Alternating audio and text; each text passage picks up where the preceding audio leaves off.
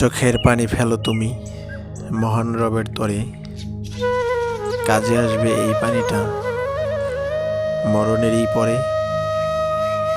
হর হালতায় যাহার ভিতর আছে রবের ভয়, গভীর রাতে তাহাজ্জুদে তার চোখের পানি বয়। দুঃখ পেলে কান্না করো নিশিরাত জাগি, চোখের পানি অপচয় করো মিথ্যা মানুষের লাগি। মিথ্যা মায়ায় কান্না করি কোনো লাভ নাই, রবের তরে কান্না করলে অলি হওয়া যায়।